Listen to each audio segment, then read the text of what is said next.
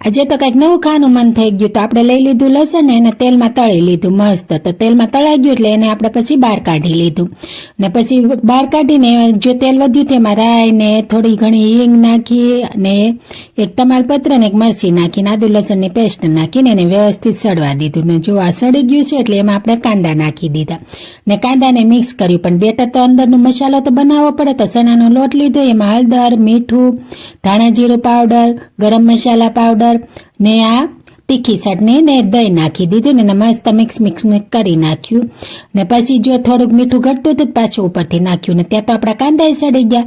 પણ ટમેટા આગળ મજા ન આવે એટલે આપણે ટમેટા નાખી દીધા ને ટમેટા સડું થયા હતા. જો તેલ બહાર નીકળી ગયું તો તેલ નીકળી ગયું એટલે આપણે આજે મસાલો બનાવ્યો હતો ગ્રેવીનો એ નાખી દીધો ને એને મસ્ત મિક્સ કરી દીધું, થોડુંક પાણી નાખીને સડવા દીધું. તો જો આપણો આ મસાલો સડી ગયો છે તો આ લસણ નાખી દીધું ને પછી એને તો ઉકળવા દીધું ને પાછું થોડુંક પાણી નાખ્યું કેમ કે રસાવાળું શાક કરવું હતું એટલે ને પછી આ તેલ બહાર નીકળી ગયું એટલે નાખી દીધા ગાંઠિયા ને એને મસ્ત મિક્સ કરી લીધું. તો જો આપણું લસણ ગાંઠિયાનું શાક મસ્ત બનીને તૈયાર થઈ ગયું ને પછી ઉપરથી નાખી દીધા ધાણા વગર કેમ હાલે, પણ ખાલી શાક થોડું હાલે, સાથે આ બાજરાનો રોટલો ને ટમેટા ને કાંદા ને બધું જોઈને તો તમે આ રીતના જ બનાવજો. પણ ચેનલને સબસ્ક્રાઈબ કરીને જજો. તો મળશું હવે નેક્સ્ટ વિડીયોમાં. ત્યાં લગી બાય બાય.